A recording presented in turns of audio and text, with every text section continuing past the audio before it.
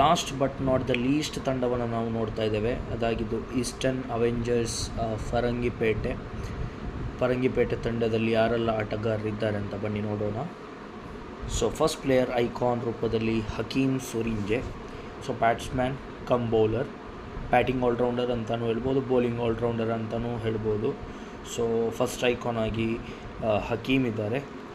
Next player wicket keeper batsman, ಒಳ್ಳೆಯ wicket keeper, ಅದರ ಜೊತೆಗೆ ಒಂದು ಒಳ್ಳೆಯ experienced batsman Asif N ತಂಡದಲ್ಲಿದ್ದಾರೆ.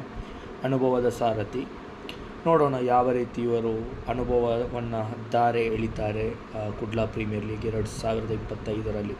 Next player ಕರುಣಾಗೋರಿ. ಸೊ ಮಿಡ್ಲ್ ಆರ್ಡ್ರಲ್ಲಿ ಬಂದು ಒಂದು ಒಳ್ಳೆಯ ಇನ್ನಿಂಗ್ಸನ್ನು ಕಟ್ಟಬಲ್ಲಂಥ ಆಟಗಾರ ಈ ಕರುಣಾಗೋರಿ. ಅದಾದ ಬಳಿಕ ನವಾಸ್ ಬಿಲ್ಲಾಲ್, ಲೆಫ್ಟ್ ಹ್ಯಾಂಡ್ ಆಲ್ರೌಂಡರ್, ಅದರ ಜೊತೆಗೆ ಇವರನ್ನು ಬ್ಯಾಟಿಂಗ್ ಆಲ್ರೌಂಡರ್ ಅಂತ ಕರಿಬೋದು. ಸೊ ಬ್ಯಾಟಿಂಗ್ ಅಂತೂ ಒಳ್ಳೆಯ ರೀತಿಯಲ್ಲೇ ಮಾಡ್ತಾರೆ. ಸೊ ಒಂದು ಒಳ್ಳೆಯ ಪ್ರದರ್ಶನವನ್ನು ಇವರ ಮೂಲಕ ನಾವು ನಿರೀಕ್ಷಿಸಬಹುದಾಗಿದೆ. ನೆಕ್ಸ್ಟ್ ಪ್ಲೇಯರ್ ತಂಡದಲ್ಲಿ ಅಶ್ಫಕ್ ಇದ್ದಾರೆ, ಜೊತೆಗೆ ಇಮ್ರಾನ್ KFC ಇದ್ದಾರೆ. ಅದಾದ ಬಳಿಕ ಇಮ್ತಿಯಾಸ್ ತಂಡದಲ್ಲಿದ್ದಾರೆ, ಯಜ್ಞೇಶ್ ಇದ್ದಾರೆ. ಸೊ ಯಜ್ಞೇಶ್ ರೆಡ್ ವಿಂಗ್ಸ್ ಮುಂಜಾನೆ ಪರವಾಗಿ ಆಡುವಂತಹ ಆಟಗಾರ. ಸೊ ಇವರಿಂದನೂ ಕೂಡ ಒಂದು ಒಳ್ಳೆಯ ಪ್ರದರ್ಶನವನ್ನು ನಿರೀಕ್ಷಿಸಬಹುದಾಗಿದೆ. ಅದಾದ ಬಳಿಕ ಅಲ್ತಾಫ್ ವಾಲ್ಪಾಡಿ, ದೊಡ್ಡ ಹೆಸರಂತಲೇ ಹೇಳ್ಬೋದು, ಒಂದು ಐಕಾನ್ ಪ್ಲೇಯರ್ ಅಂತಲೂ ಹೇಳ್ಬೋದು ಇವರನ್ನು. ಐಕಾನಿಗೆ ಸಮವಾದ player, super top class batsman. ಆಡಿದ ಶೇಕಡವಾರು 85ಕ್ಕಿಂತಲೂ ಶೇಕಡವಾರು ಹೆಚ್ಚು ಯಾವಾಗೆಲ್ಲ ಇವರು ದಂಡನ್ನು ಬೀಸಲಿಕ್ಕೆ ಆಗಮಿಸಿದ್ದಾರೆ ಅವತ್ತೆಲ್ಲವೂ ಕೂಡ ಒಳ್ಳೆಯ ಪ್ರದರ್ಶನವನ್ನು ಕೊಟ್ಟಿದ್ದಾರೆ. Most consistent batsman in under cricket. ಅದು ಥ್ರೋ ಬಾಲಿಗಿರಬಹುದು ಅಥವಾ ಲೆಗ್ ಸ್ಪಿನ್ನಿಗಿರಬಹುದು, ಯಾವುದೇ ಒಂದು ಫಾರ್ಮ್ಯಾಟಿಗೆ ಇರಬಹುದು. ಒಂದು ಸೂಪರ್ 6 ಮಾದರಿಯ ಪಂದ್ಯಾಟ ಇರ್ಬೋದು ಅಥವಾ ಫುಲ್ ಗ್ರೌಂಡ್ ಮಾದರಿಯ ಪಂದ್ಯಾಕೂಟ ಇರ್ಬೋದು. ಎಲ್ಲ ಪಂದ್ಯಾಕೂಟದಲ್ಲಿ ಕೂಡ ಒಳ್ಳೆಯ ಪ್ರದರ್ಶನವನ್ನು ಕೊಡಬಲ್ಲಂತಹ ಆಟಗಾರ, ಒಂದು ಮೈಲುಗಲ್ಲನ್ನೇ ಸೃಷ್ಟಿಸಿದಂಥ ಆಟಗಾರ ಅಂತಲೇ ಹೇಳ್ಬೋದು. ಅದೆಷ್ಟೋ ವೈಯಕ್ತಿಕ ಬಹುಮಾನಗಳನ್ನು ಗೆದ್ದಂತಹ ಆಟಗಾರ. ಯಾವುದೇ ರೀತಿಯ ಫಾರ್ಮ್ಯಾಟ್ ಇರಲಿ ಅಥವಾ ಯಾವುದೇ ರೀತಿಯ ಕಂಡೀಷನ್ಸ್ ಇರಲಿ, ಬಂದು ಸಲೀಸಾಗಿ ದಂಡನ್ನು ಬೀಸಬಲ್ಲಂಥ ಆಟಗಾರ. So must watchable player.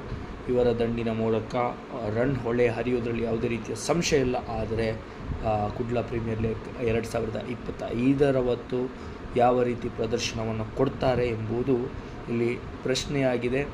ಅದಕ್ಕೆ ಅವತ್ತಿನ ದಿನವೇ ಉತ್ತರ ಸಿಗಬೇಕಾಗಿದೆ.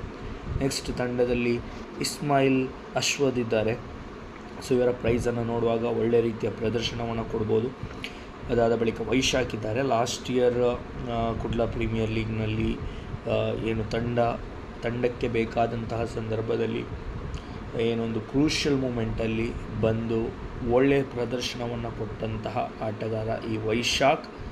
ನನ್ನ ಊಹೆ ಸರಿಯಾಗಿದ್ದರೆ ಈ ವರ್ಷ ಯಾವ ರೀತಿ ಪ್ರದರ್ಶನವನ್ನು ಹೊರಹಾಕ್ತಾರೆ ನೋಡಬೇಕಾಗಿದೆ.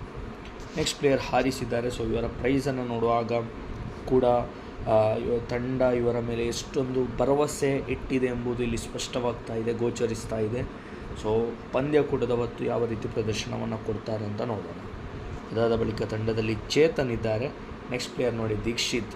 ಇವರ ಒಂದು ಪ್ರೈಸನ್ನು ನೋಡುವಾಗ ಒಂದಿಷ್ಟು ನನಗೆ ಆಶ್ಚರ್ಯ ಉಂಟು ಮಾಡ್ತಾ ಇದೆ. ಯಾಕಂತ ಹೇಳಿದರೆ ಇನ್ನೂ ಕೂಡ ಹೆಚ್ಚಿನ ಮೊತ್ತಕ್ಕೆ ಸೇಲಾಗಬೇಕಾಗಿರುವಂಥ ಆಟಗಾರ ಇವರು.